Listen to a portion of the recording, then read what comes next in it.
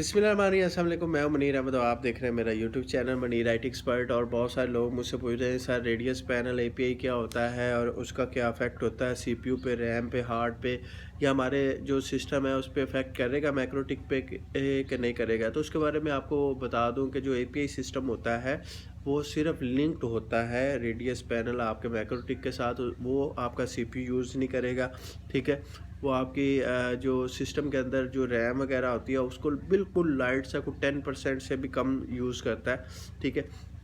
Storage भी वही use होगी जो ऑलरेडी आपकी मैक्रोटिक की है, वो एक्स्ट्रा कोई यूज़ नहीं होता। जब आप सीपीयू तब यूज़ करेगा जब आप ऑनलाइन उसकी बैंडविड्थ को मॉनिटर करेंगे कि उसके अंदर ऑप्शन होता है पैनल के अंदर कि आपका डाटा कितना गुजर रहा है, तब वो सीपीयू आपका यूज़ होगा। वो भी ज़्यादा से ज़्यादा 5-7% यूज़ होता है, इससे ज़्यादा नहीं होता।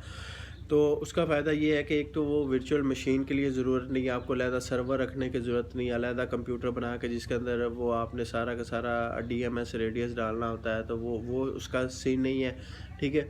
सिंपल आपका जो मैक्रोटिक है, चाहे HEX लाइट है, आपका GR2 है, GR3 है, 40-30 जो भी आपका, चाहे CCR है या मैक्रोटिक, जो मैक्रोटिक भी है, चाहे वो सिस्टम के अंदर बना हुआ है, क्रैक है, परचेज़ है, लाइसेंस वाला है, उसके साथ वो लिंक्ड हो जाता है। सिर्फ लिंक कैसे होता है, नेटवर्क आईपी के साथ होता है, और साथ जो आईपी आपने पूल बनाया हुआ है उसके साथ वो लिंक्ड हो जाता है, और उसने जो आपने कमांड देनी है वही उसने कमांड मैक्रोटिक को देनी है, और सिर्फ इतना सा काम होता है। वो 30 डेज़ बाद पैकेज भी एक्सपायर हो जाते हैं, जो भी आप करना चाह रहे हैं वो सारा का सारा सिलसिला हो जाता है।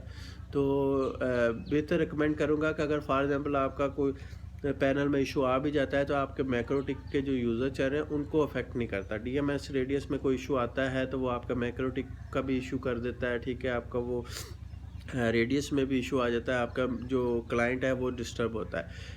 जो एपीआई सिस्टम होता है इसमें क्लाइंट डिस्टर्ब नहीं होता। उसने कमांड देनी है मैक्रोटिक को, जब आपने यूज़र बनाना है या यूज़र को पेमेंट करनी है, या आपने यूज़र का वाउचर बनाना है, या कुछ भी आपने जब काम करना तब उसने कमांड देनी है, उसके बगैर उसने कुछ भी नहीं करना मैक्रोटिक को, ठीक है।